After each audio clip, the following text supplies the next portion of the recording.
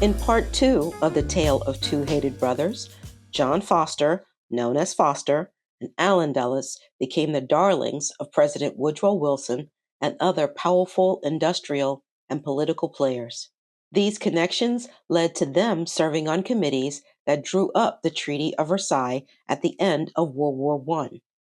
The work the Dulles brothers did and the punishments Germany received resulted in a very angry Germany 20 years later after the treaty was signed.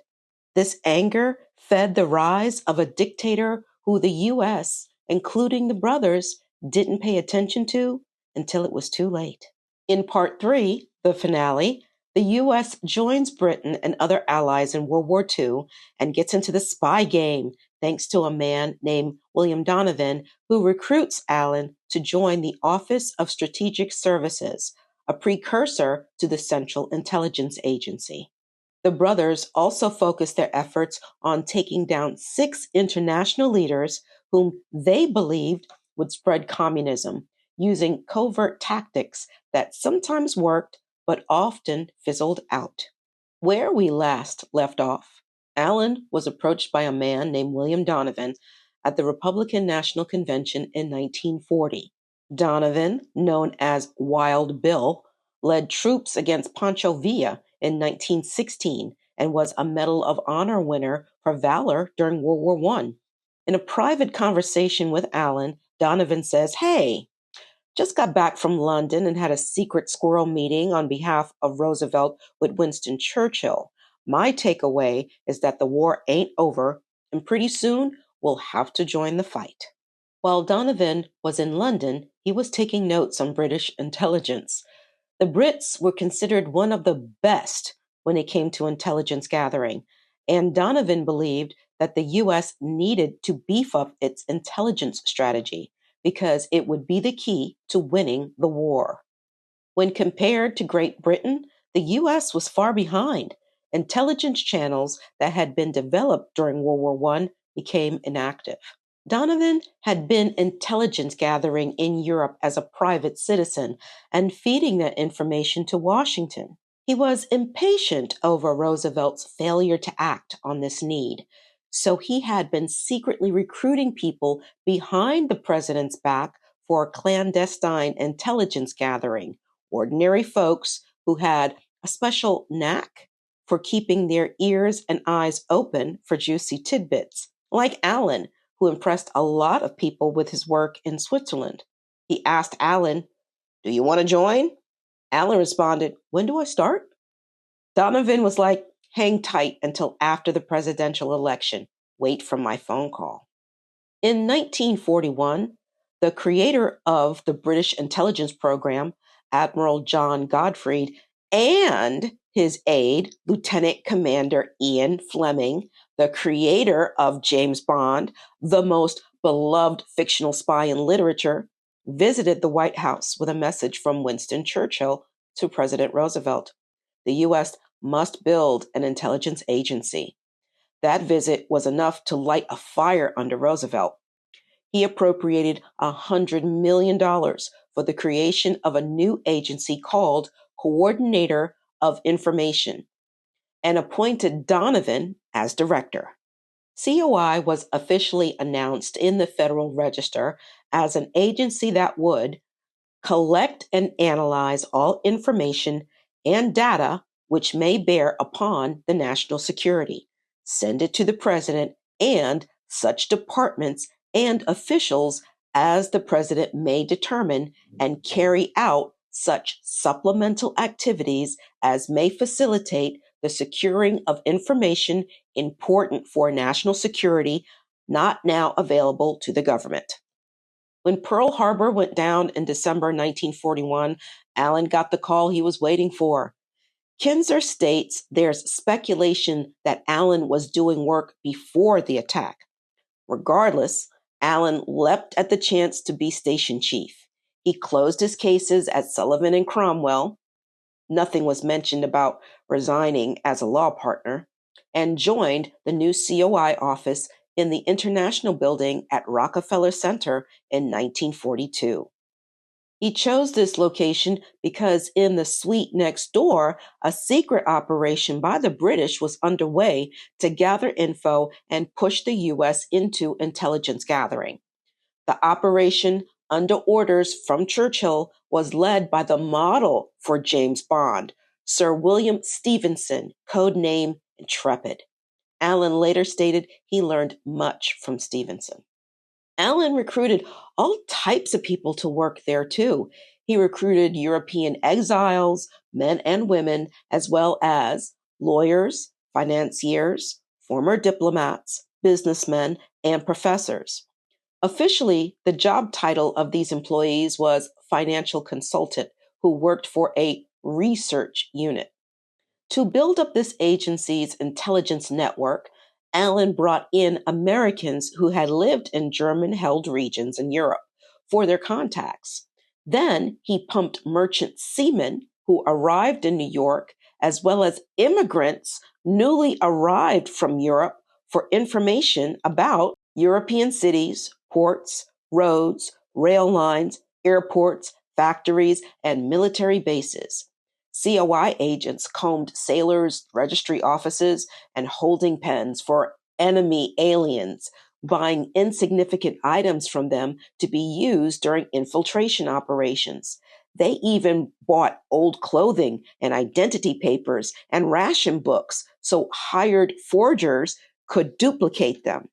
He set up a corporation as a cover for the manufacture of firearms and silencers and other black ops toys like poison pills. In June 1942, Roosevelt gave the approval for COI to conduct paramilitary ops, changing the name of the agency to Office of Strategic Services.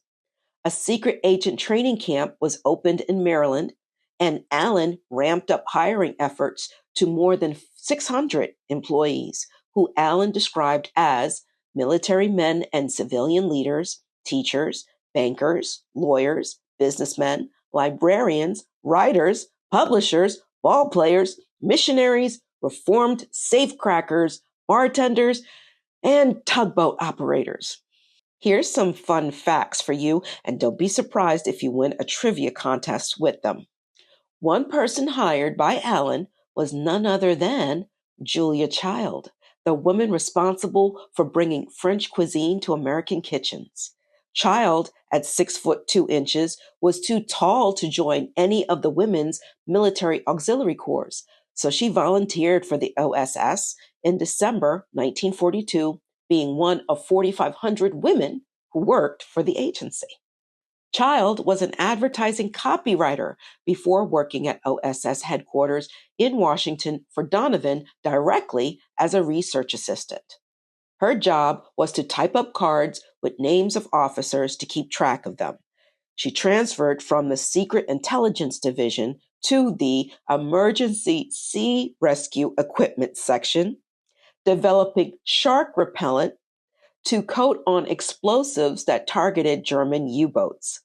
This shark repellent solved the problem of explosives triggered by sharks touching them. Yeah, I know, that's gross. Child's time with OSS was a great one. She met her husband, Paul Child, an OSS officer, and through him, she discovered French cooking.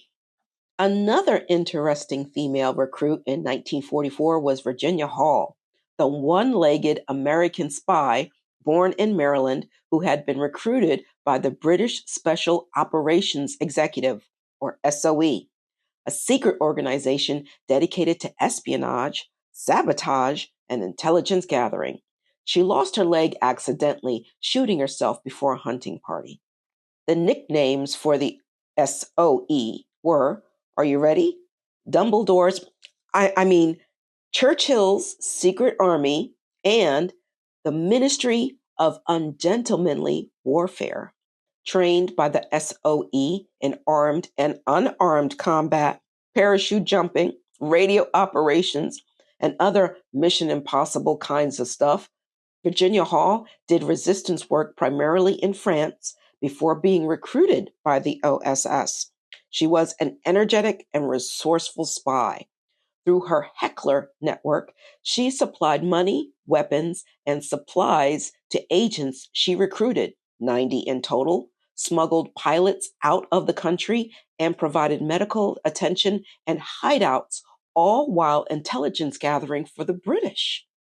Hall was so successful at sabotage that she caught the attention of Klaus Barbie, head of the Gestapo, who was frustrated by his inability to catch who he called that limping Canadian bitch. When her safety in Vichy, where she posed as a reporter, became tenuous, she notified SOE that she was pulling out of France. Easier said than done. Germany was swarming all over the place after losing in North Africa, so she had to escape through the Pyrenees Mountains into neutral Spain during the cold and rainy November season on a prosthetic leg. She was jailed by Spanish authorities for illegal border crossing, but she was eventually released to the U.S. Embassy and sent back to the States. She was highly decorated by Great Britain for her efforts, receiving the Member of the British Empire in 1943. It's ironic that Hall had been rejected for diplomatic work in 1937 by the State Department because she had a disability. Instead, they stuck her with a desk job, and her frustration led to her quitting in 1939 and going to France to drive ambulance for the French army. Now back in the States from her triumphant espionage in France, she was recruited 18 months later by OSS in 1944. Eager to get back into spy work, she asked to be returned to France, where she wore disguises as she renewed old contacts and orchestrated other sabotage work until the liberation of France in August 1944. For her efforts, she was awarded the second highest U.S. military decoration, the Distinguished Service Cross, the only civilian woman during World War II to receive it. Hall would be the first woman to join a new agency after World War II ended, but more on that later. Getting back to Allen Dulles, after the agency had gathered a treasure trove of information from sailors and refugees, Allen informed the president the agency was ready to expand into Europe.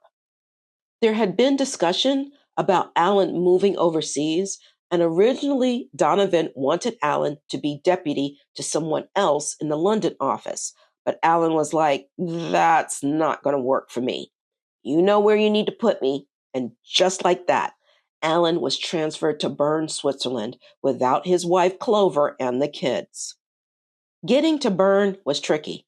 Here he was, traveling with classified information and a check for $1 million, with the threat of all French ports being closed and Germany possibly invading neutral Switzerland. To get to his final destination, he had to travel through Nazi-controlled Germany. Through a stroke of good luck, he finally arrived in Switzerland towards the end of 1944. Once he got settled, he wasted no time finding a mistress, Mary Bancroft, a married writer who he hired and a relative of the creator of the Wall Street Journal, the woman I mentioned earlier who co-wrote a book with Clover. That relationship began to lose its ardor after a while. To quote Katy Perry, the relationship ran hot and cold, but they stayed together as colleagues. She was responsible for introducing Allen to Swiss psychoanalyst Carl Jung, who wrote a series of psychological profiles on Hitler that were sent to Washington, for which he received a commendation from General Dwight D. Eisenhower. If you want to know if Allen was successful in Bern, well, it's a mixed bag. Whatever good he did was overshadowed by covert op failures and unreliable intelligence that lost the confidence of Washington. For example, when Allen learned of the plan to assassinate Hitler, called Operation Valkyrie, he tried to ensure success by promising German army officer and resistance fighter Klaus Schenk Graf von Stauffenberg, the brains behind Valkyrie, that the U.S. wouldn't demand an unconditional surrender by Germany, nor would the U.S. or its allies occupy the country if they were successful. He spoke out of turn, though. Washington said no to all of these incentives. Operation Valkyrie proceeded anyway in July 1944 to occur at a military conference in East Prussia. A bomb was brought in a suitcase that was placed under the conference table next to Hitler. But the suitcase was moved at the last minute, and instead it killed 3 officers and a stenographer and destroyed the conference room. Hitler survived. Actually, Hitler was the luckiest SOB on the planet. Seriously, he survived so many near-death experiences, it would make you wonder if he really did have a deal with the devil. If you want to know more, watch Season 1, Episode 7 of Weird History, the series on the Tubi app. Valkyrie wasn't successful, but a different operation that Allen participated in, Operation Sunrise, was successful. Towards the end of 1944 and into the start of 1945, the war was drawing to an end, and Sunrise orchestrated the unconditional surrender of the Nazis in Italy and Austria. On May 7, 1945, Allen was on hand to witness German General Alfred Jodl sign the document that officially declared surrender and ended the war. Jodl was chief of the German Armed Forces High Command Operations Staff and the man responsible for planning war campaigns. Jodl was convicted on 4 counts at the Nuremberg trials and was executed in October 1946 by hanging. Allen received kudos from Winston Churchill for his work on Sunrise. He was seen as a hero by some in the British intelligence field. However, when post-war negotiations began, the OSS left the Soviets out of the discussion, which made the Soviets understandably paranoid. Many historians point to that moment as the cause of the Cold War and see Allen as responsible for its beginnings. With World War II over, there was no need to keep the Bern office open, so it was closed and Allen was transferred to Berlin, Germany, where he was responsible for gathering evidence for the Nuremberg trials. After 3 months in Berlin, he was called back to the States. By this time, Roosevelt had died and President Harry S. Truman was elected. Truman dismantled the OSS in September 1945 because he feared that the secret powers it had accumulated during the war might, in peacetime, expand to threaten American democracy. Before President Roosevelt's death, the idea behind the League of Nations had been resurrected during the August 1943 Quebec Conference. Both America and Great Britain sought to draft a declaration that blessed the creation of an international organization based on the principle sovereign equality of all nations. Roosevelt charged forward with this idea and proposed a 10-member executive committee with 4 policemen that included the U.S., Great Britain, the Soviet Union, and China. The details of this organization were hashed out between these nations at a 1944 meeting in Washington.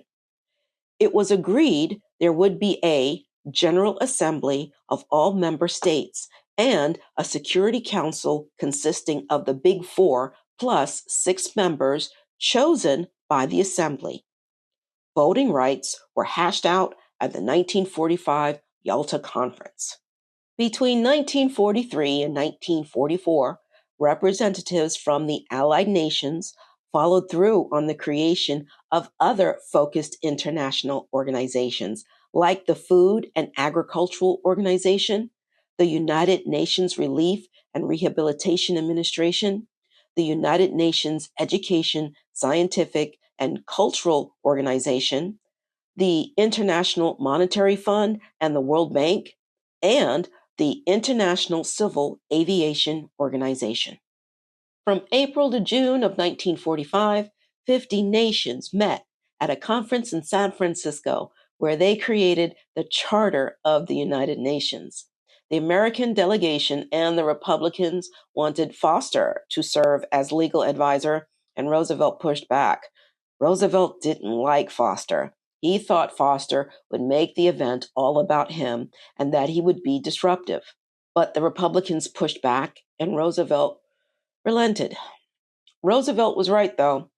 Foster did everything Roosevelt predicted. But Roosevelt died before he could do anything.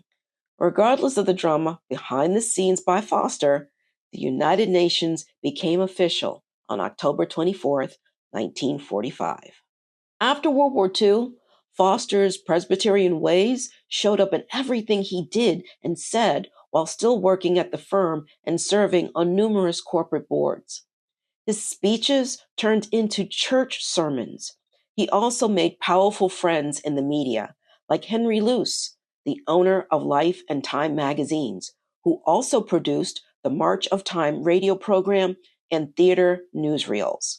These guys became best buds. They believed in internationalism, were pro-business, and were shaped by the Presbyterian Calvinist religion. Through articles published in Henry Luce's magazines, Foster started to push the narrative of the Soviets being a threat and were conspiring to spread communism. Foster wasn't the only one to believe this, but he was the one that screamed the loudest about it, like a preacher. Foster's beliefs weren't that far from the mark.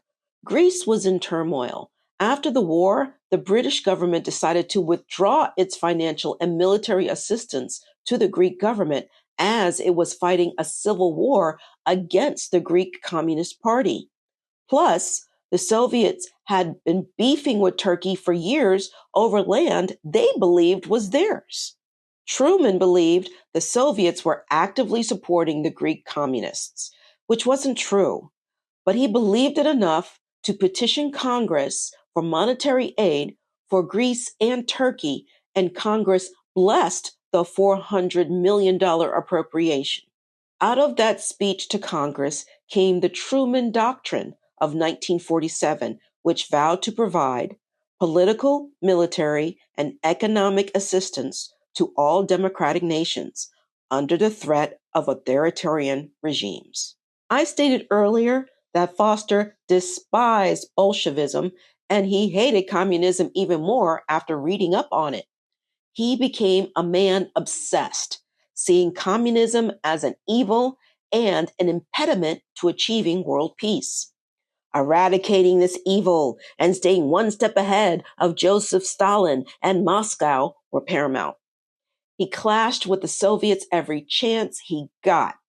This fear, hyped up by the media, began to spread across the country. If you watch episode 19, The Cuban Who Cleaned Canary Cages on Desi Arnaz, I talked briefly about the Un-American Activities Committee created in 1938 and their witch hunt for communists in Hollywood.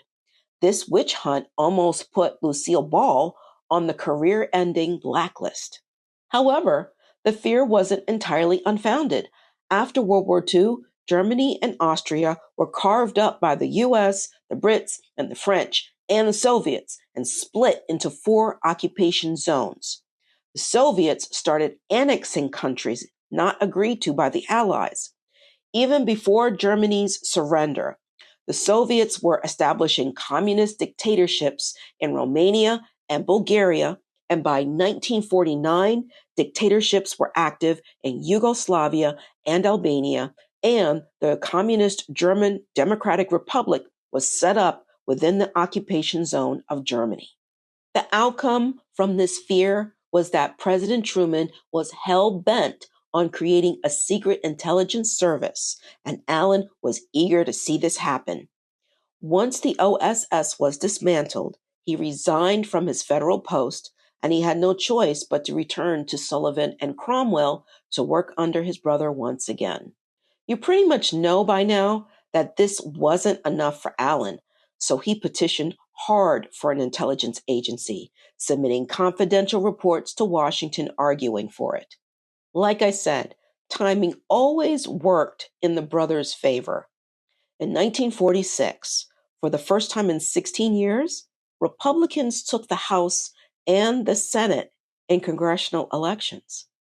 The chairman of the Senate Foreign Relations Committee had a staff member who was an old OSS buddy of Allen's, and they worked together to draft a bill that would create the National Security Council to advise the president and a central intelligence agency to act on any decisions blessed by the president and the council.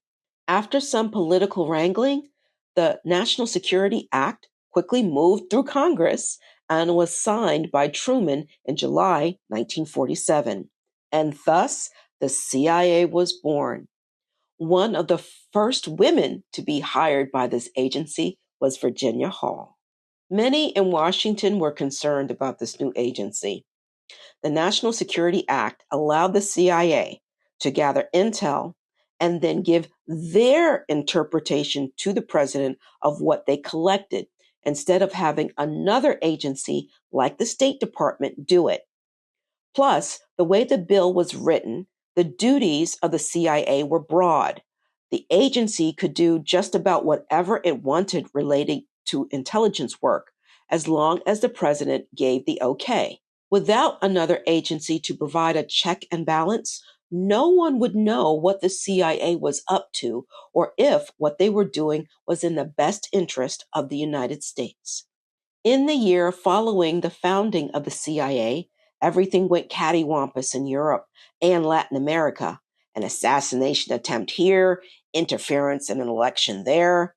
One day, a doom and gloom report arrived from the Allied commander in Europe that sent Washington into a tizzy.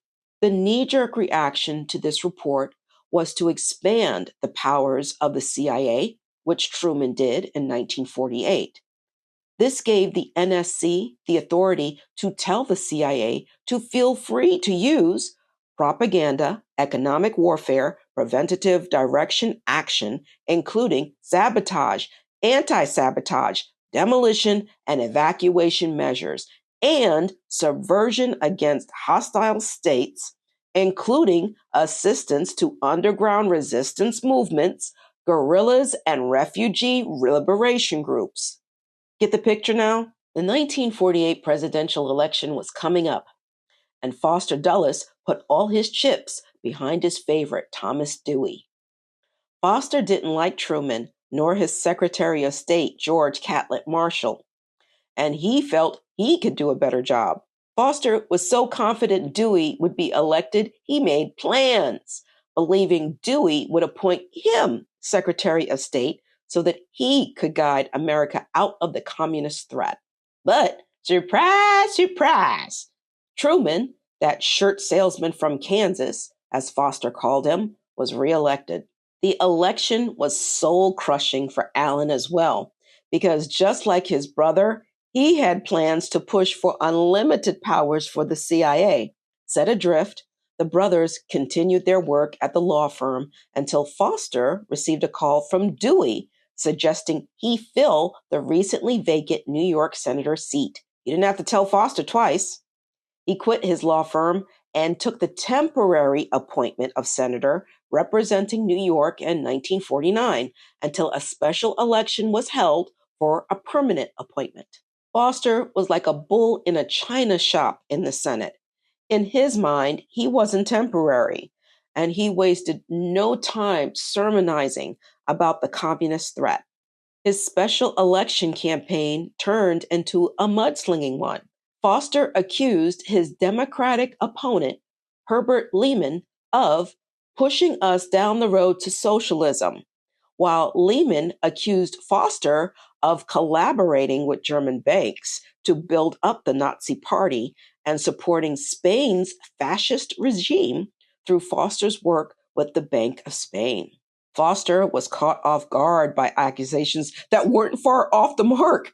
End result is that Foster lost the election, which pleased Truman because he hated Foster Dulles.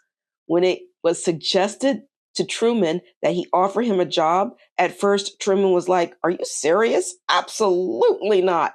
But he relented in 1950 and named Foster advisor to the Secretary of State, and his first assignment was to negotiate a peace treaty with Japan, and he did a good job.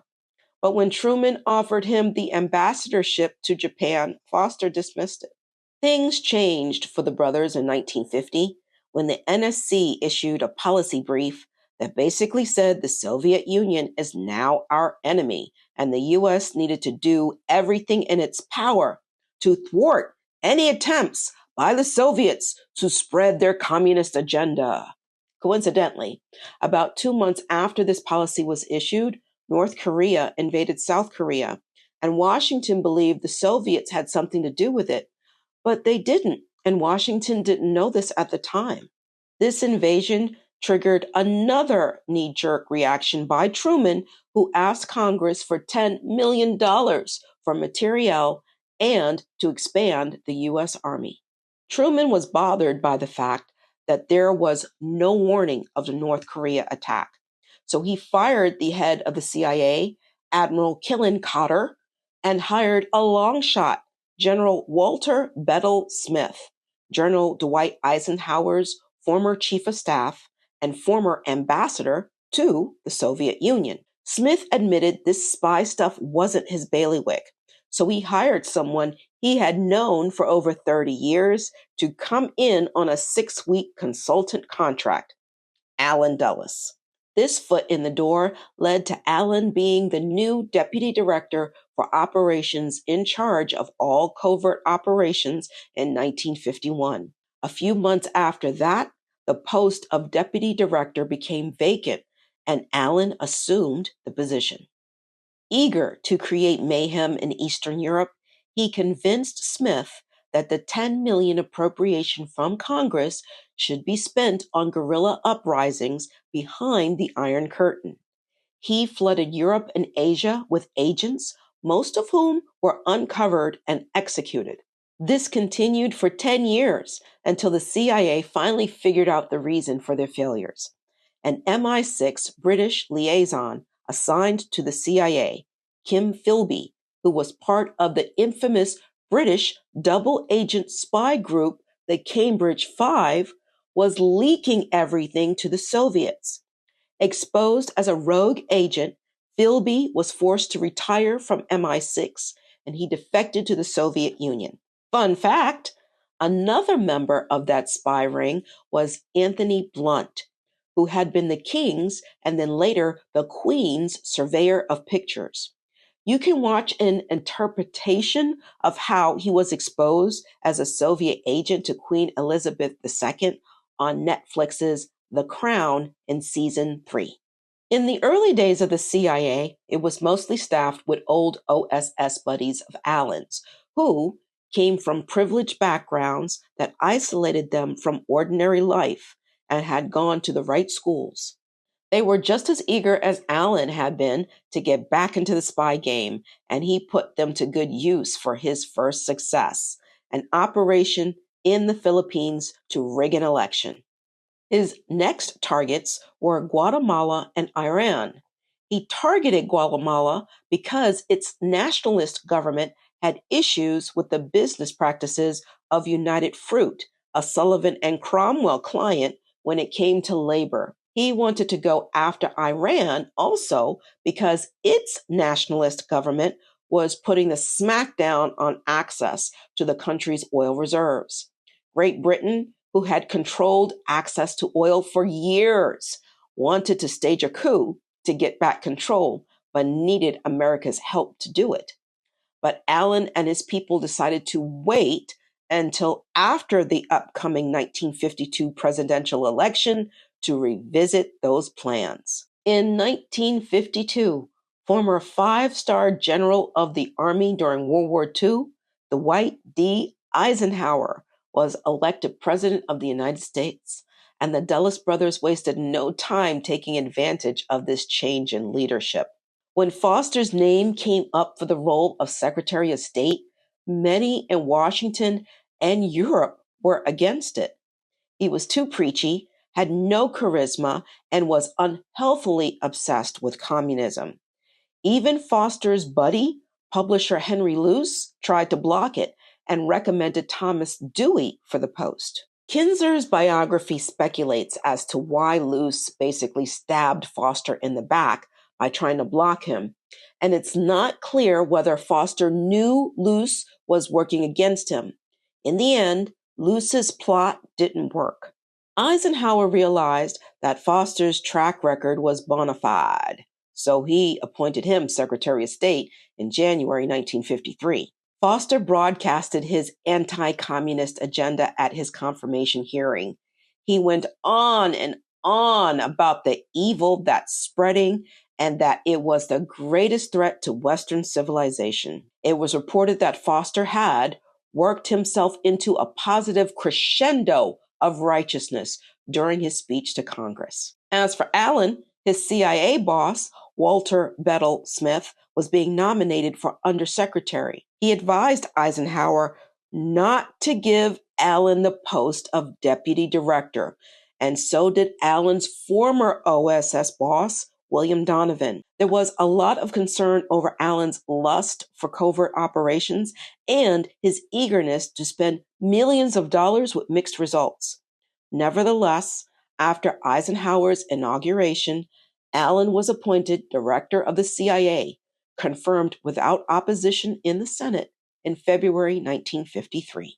Now, the Dulles brothers held the most powerful positions in Western civilization, and they felt it was their duty to protect the U.S. and save the world from the spread of communism. During the Truman administration, there was restraint when it came to secret ops.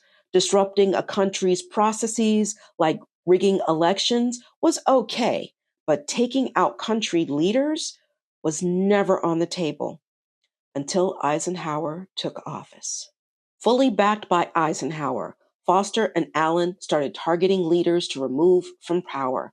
Allen would set up the operations and carry them out, consulting with his brother every step of the way, and if something went cattywampus, Allen would consult with Foster for next steps. There were 6. Mohammad Mossadegh, Prime Minister of Iran; Jacobo Arbenz, President of Guatemala; Sukarno, President of Indonesia; Ho Chi Minh, President of North Vietnam; Patrice Lumumba, Prime Minister of the Democratic Republic of the Congo; and finally, Fidel Castro, Prime Minister of Cuba. Actually, I would say 7, because they hated Gamal Abdel Nasser, President of Egypt. But Nasser was a slippery fish, and no matter how hard they tried, they couldn't take him down, so they gave up on him. When I read the stories of all these targets, I noticed 3 things they all had in common. The first thing was that all these leaders were embracing neutralism in their world affairs and nationalism in their foreign dealings. The neutralism was especially troubling for Foster because in his mind, being neutral was synonymous with having communist leanings. The second thing I noticed is that the countries targeted had either been colonized or tried to fight off colonial influence. The leaders targeted were tired of their country's resources being exploited. The third thing I noticed is that all these targets were charismatic, educated leaders who loved their country. Mossadegh of Iran and Nasser of Egypt were dealing with Great Britain and its death grip on their oil. Mossadegh was exacerbated by the desperate games the Brits were playing to control the oil and wreck the economy. He closed the British embassy in Tehran and expelled the diplomats and the secret agents. The really sad part is that Mossadegh had asked Eisenhower for help with the British, and Eisenhower lied and said, "Sure, let me think on that," while at the same time giving Allen Dulles the go-ahead to take Mossadegh down. Frustrated by the lack of help, Mossadegh started flirting with the Soviets. Nasser, on the other hand, found the U.S. tiresome. He played hardball by taking control of the Suez Canal from Great Britain, making things difficult for British and French business interests, and moving forward with plans to merge with Syria to create a new nation, inviting more Arab countries to join. The recent coup in Iraq that deposed a pro-Western government was very convenient for Nasser's campaign of Arab unity. Arbenz of Guatemala had had enough of United Fruit Company taking the country's land and operating it as a fiefdom. He was also sick of American companies owning their power and rail network and being forced to deal with American banking agents that handled the transactions for these companies. Determined to take back 400,000 acres, he extended an offer to United Fruit Company to buy the land. The State Department, not the company, refused the offer and asked for 4 times the amount. Ho Chi Minh, affectionately known as Uncle Ho, wanted the French out of his country like yesterday. The U.S. was working his last nerve by slicing up his country and placing a puppet leader in the South. Vietnam was a country that had been invaded and occupied over the centuries, and Ho said, nope, not anymore. Using U.S. Army training tactics, Ho learned, ironically, from OSS agents in 1945 to fight off a Japanese invasion during World War II. The Vietnamese guerrillas pushed out the French. Parts of the Congo had been ruled and raided by Belgium since the early 1800s for gems and rubber while committing genocide among the Congolese. In the 1960s, the Congo, as well as other African nations, were moving towards decolonization, which apparently the U.S. supported. The Congo held elections in 1960, and Patrice Lumumba, a well-known activist, was elected as prime minister. Lumumba's biggest mistake after the election was allowing the Belgian military to remain in the country under his control, so he thought, to reorganize the Congolese army. He asked Belgian General Emile Janssens to consider allowing soldiers to elect their officers, but Janssens said, I'll do no such thing. He held a meeting with the Congolese soldiers during which he told them, in the army, the white will always remain superior to blacks, and said nothing has changed. I had a snag in my research about the cause behind the rioting that followed that meeting. Kinzer's book states that the Congolese soldiers rioted over Janssens' racist remarks and about Lumumba denying them increases in pay. A different source I found, which I can't access to verify, stated that the Congolese revolted over Janssens' refusal to vote in Black officers and suggested Janssen was blocking pay increases. What's for certain is that the Congolese soldiers lost it and violently rioted to eventually drive out Belgian forces and other Europeans from other provinces. Eisenhower and the Dulles brothers thought all this instability left the Congo open to Soviet intervention. Castro posed the greatest threat to the U.S. When Cuba aligned itself with the Soviet Union and communism showed up 90 miles off the coast of Florida, the U.S. was unprepared. Cuba had suffered from dictators whose sole focus was advancing American business interests on the island to stuff their pockets with cash at the expense of the people. Castro led the revolution that kicked out corrupt dictator Fulgencio Batista and installed himself as the leader of Cuba in 1960. Were the Dulles brothers successful in their quest to eliminate the 6 leaders? In some ways they were, and what they did are still felt today. Let's just say their game stats show they won 3 out of 6, and their creativity at sabotage and setting the stage for violence, murder, and mayhem was at an all-time high.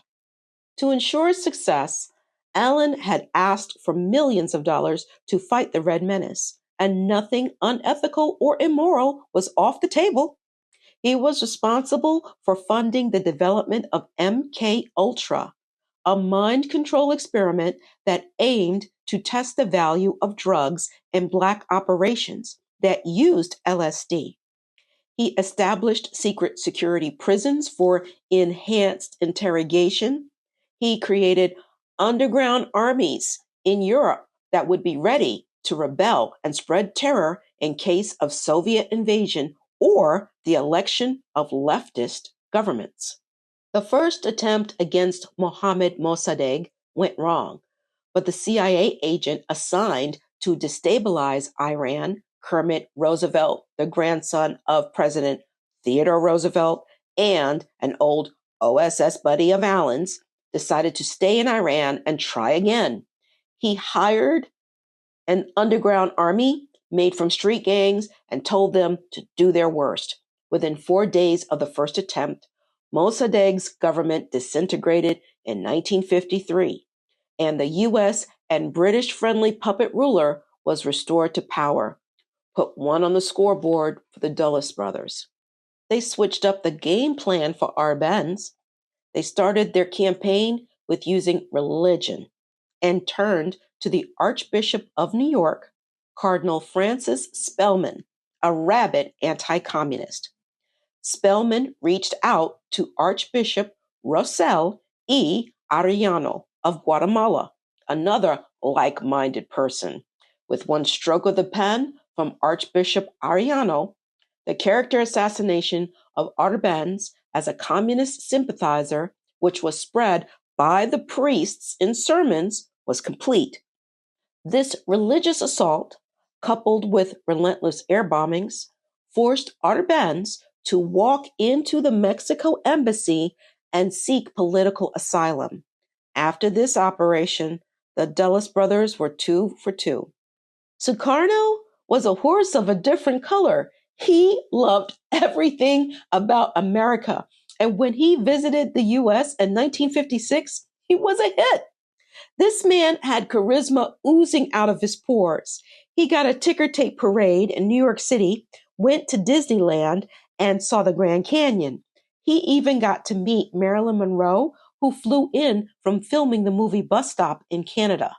He believed in a democratic society and was planning to form a 4-party government system that included the PKI Party, a local communist party. That's what made him a target. Eisenhower and the Dulles brothers believed that if Indonesia fell to communism, the rest of Southeast Asia would too. China fell to communism, as did North Vietnam under Ho Chi Minh. They pulled every trick in the book to get rid of Sukarno. They had a smear campaign that included creating a porno movie with an actor wearing a Sukarno latex mask that flopped. They generated infighting among dissatisfied generals on neighboring islands in Indonesia and armed rebels to fight. They bombed the main island, the seat of government. Sukarno continued swatting down every effort by his enemies to unseat him, thinking all this trouble was internal.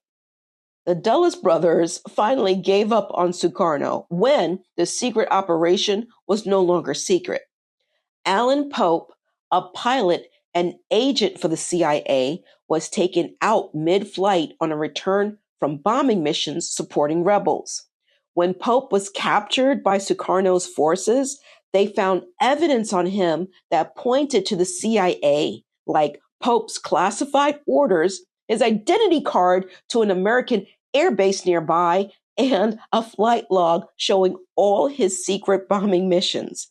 That's when the CIA packed it up and went home. Here's the funny part. Sukarno still admired the U.S. and couldn't understand why the U.S. did what they did. This FUBAR operation brought down the Dulles brothers' stats to 2 and 3.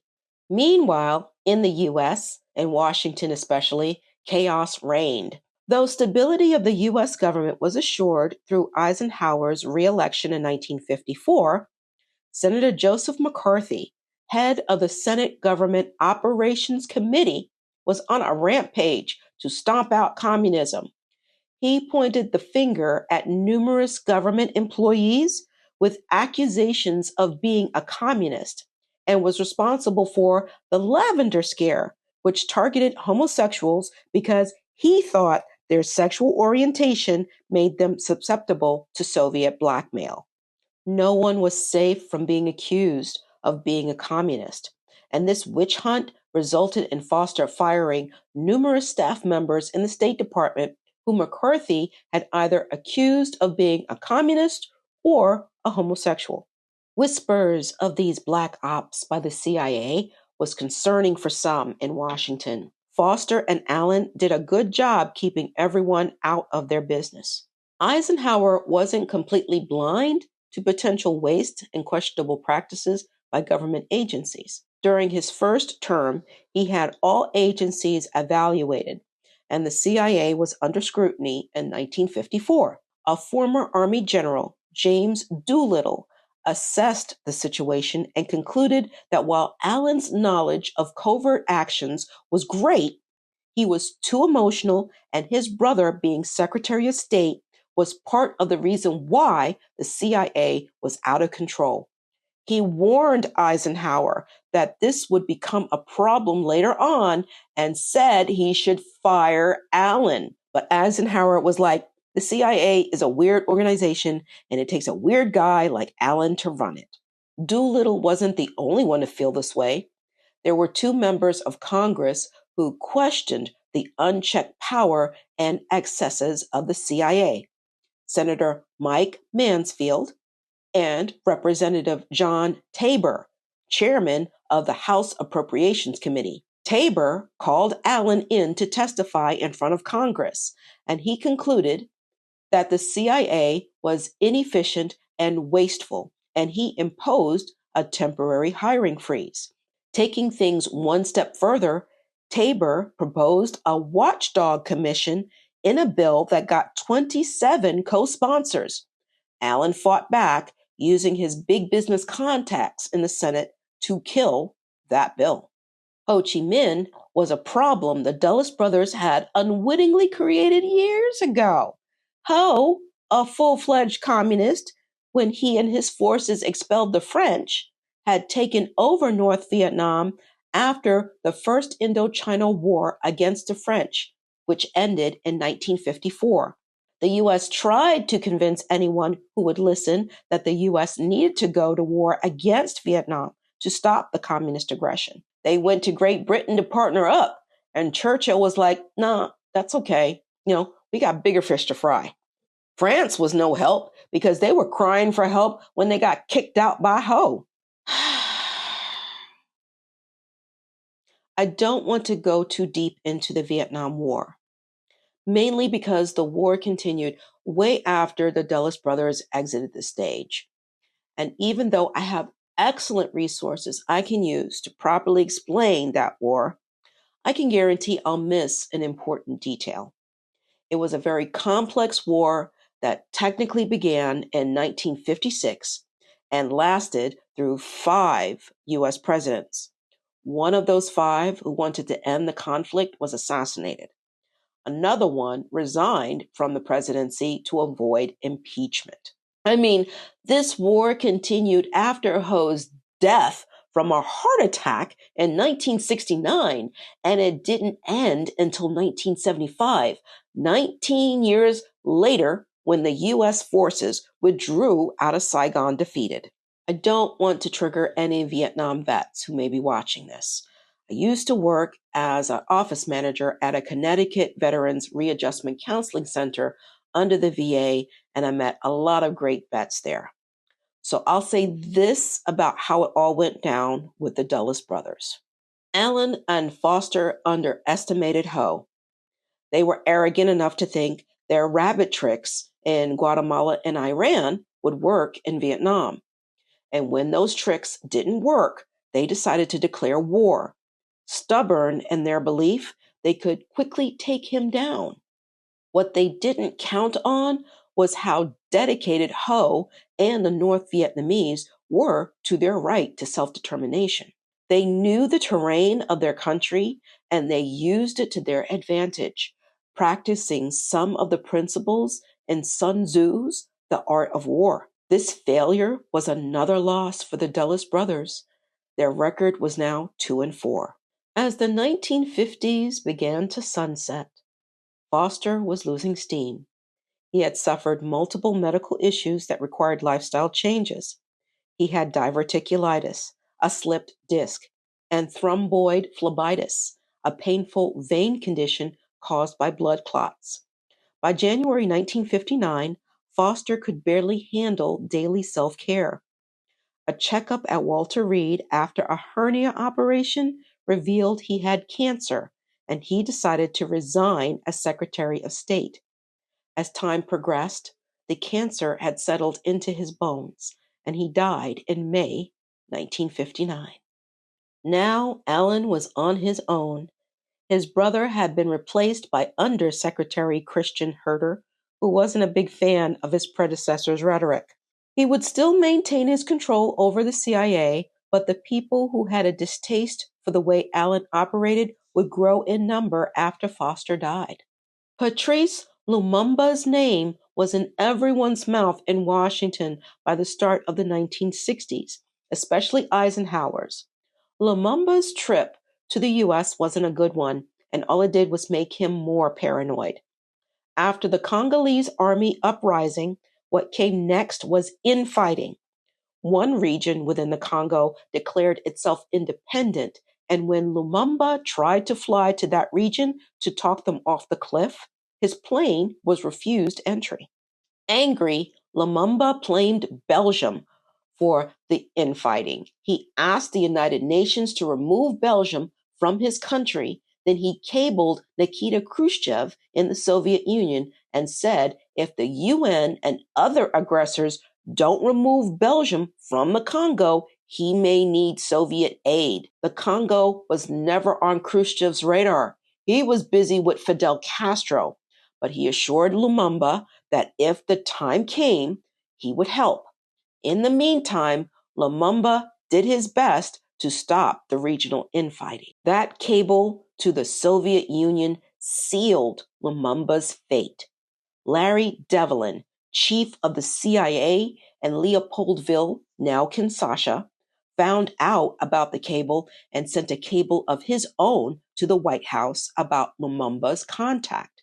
Eisenhower held a private meeting with Allen and others Eisenhower had chosen as part of what was called the Special Group, a group responsible for giving the go-ahead for coups and assassinations. The outcome of that meeting was that Allen contacted Devlin and stated Lumumba needed to be removed. All right, this next part is not for the faint of heart because what the U.S. put into motion was diabolical. So Allen and Devlin focused all their energy into the assassination plot. After Lumumba contacted the Soviets, the U.S. ambassador to the Congo, Claire Timberlake, reached out to the newly elected Congo president, Joseph Kasavubu, and in a private conversation said, "Ya boy Lumumba is bringing too much heat, and the U.S. encourages you to do something about it." This was no problem for Kasavubu because he didn't like Lumumba. So his response was to broadcast over Leopoldville's main radio station that he was removing Lumumba as prime minister and would name a successor. In response, Lumumba convened the cabinet and they voted to dismiss Kasavubu and announced it over the radio. Devlin, impatient, reached out to Colonel Joseph Mobutu, leader of the Congolese army under the president, and offered him a lot of money to start a coup. Mobutu said, "Yeah, I'll give you a coup in a week, and in return, you will recognize my government and me as leader." Mobutu was true to his word. Lumumba and some members of his cabinet were secretly traveling to another region when his convoy was ambushed by Mobutu. They were kidnapped, beaten, and taken to another location where they were paraded in the streets and beaten some more, which was broadcast around the world. Then they were taken to another location and held in a room where more enemies stopped by to beat them. After that, they were loaded onto a plane and beaten again as they were flown to a remote location to be turned over to the Belgian military, dumped near dead on the runway. But this wasn't enough. They took these near dead people to a field where they shot them one by one. They were dumped in a shallow grave, but the Belgians in charge of the execution wanted no trace of their bodies, so they doused them in acid. When they ran out of acid, they chopped up the bodies, set them on fire, then ground the bones until they were dust. 2 of the 4 people responsible for this savagery were Belgian, and they had to get drunk to finish their evil. Alan's stats got better with this one without his brother. He was now 3 and 5. Patrice Lumumba's assassination was a shock to everyone, but no one knew the real story. Everyone was outraged over the cover story that he escaped capture and was beaten to death by angry villagers. People all over the world protested. Mobs stormed Belgium, British, and French embassies, with one embassy set on fire, and UN offices were raided. And Mobutu, the paid Judas responsible for the coup, had the nerve to call Lumumba a hero and had a statue of him made. Here's another bit of irony for you. Eisenhower's term ended and John F. Kennedy was elected in 1961. Kennedy had planned to intervene in Africa. Thinking Lumumba had only been arrested, not kidnapped, he was going to have his brother, Edward, investigate Lumumba's concerns, which would have ended the CIA kill order. Both Alan Dulles and Larry Devlin said in interviews much later that in hindsight, Lumumba wasn't really a threat. They justified what they did using paranoia of the Cold War as an excuse. I hope what I say next will console you after hearing that horrible story. Alan's dastardly deeds as the head of the CIA caught up to him. Alan's Waterloo was Cuba. In spring 1960, Alan proposed to the National Security Council and the special group a plan to bring about the replacement of the Castro regime with one more devoted to the interests of the Cuban people and more acceptable to the U.S. The U.S. would infiltrate Cuba, create a covert network of Castro haters, and arm and train them to fight rebel style. Eisenhower gave his blessing with one condition: leave America's name out of this. Alan left everything to Richard Dickey Bissell, Deputy Director of Plans. Bissell was advised to attack the problem from all sides. He thought to himself, hey, why don't I hire the mafia to kill Castro? They lost a lot of money when Batista was deposed, so they have skin in the game. And the mafia was like, yeah, okay, let's do this.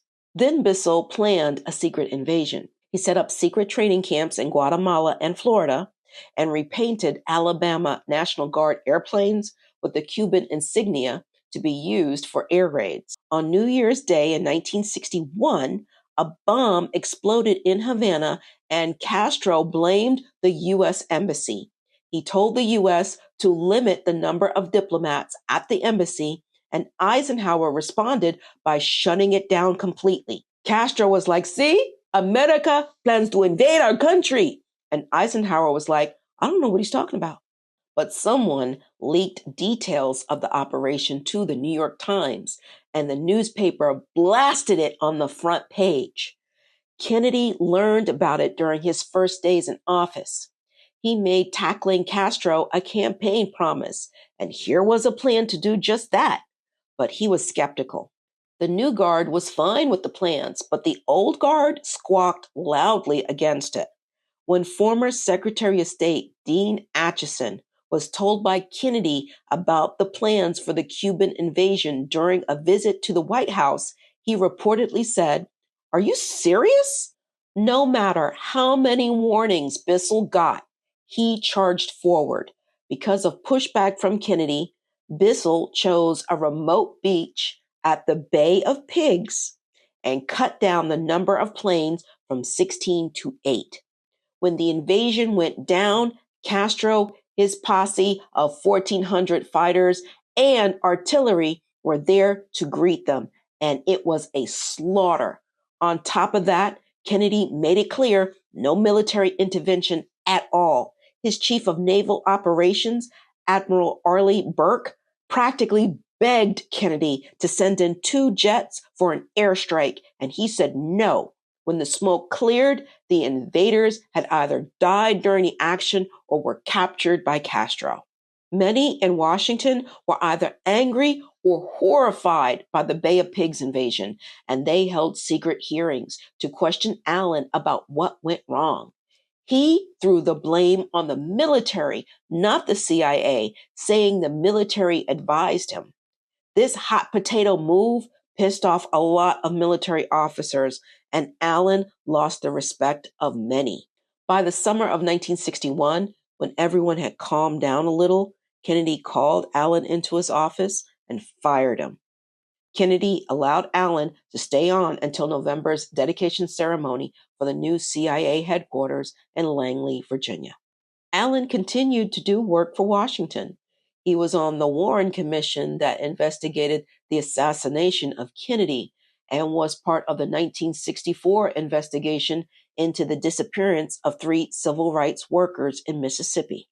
His performance was lackluster in both. His health deteriorated. He suffered a few strokes and always had bouts of gout. For his last stroke, he was admitted into Walter Reed, where he died from pneumonia in January 1969. Now, as promised, I'll explain the controversy behind the establishment of Washington Dulles International Airport. This airport was the first one designed for jet aircraft, and it took 12 years to plan and construct. Washington National Airport, now called Reagan National, was at capacity after World War II, so a second one was needed. The problem was where to put this second airport. Sites in Virginia and Maryland were considered, and General Elwood Pete Quesada, Eisenhower's special assistant for aviation, made the recommendation for Chantilly, Virginia, in his 1958 report, and Eisenhower backed the choice, even though some felt it was too far away from Washington. Through eminent domain, the government took over an area known as Willard, a Loudoun County village that had been a settlement for former Black slaves and their descendants. With no public hearings on the matter, the government sent condemnation letters to all 87 Willard area landowners in fall 1958, paying an average of $500 an acre.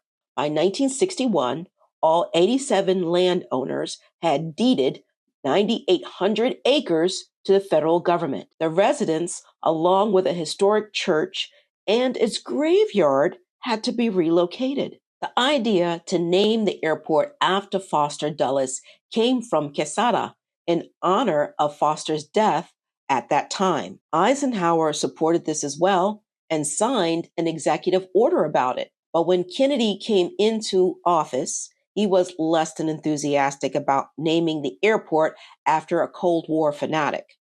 Then the FAA announced the name would be Chantilly International Airport.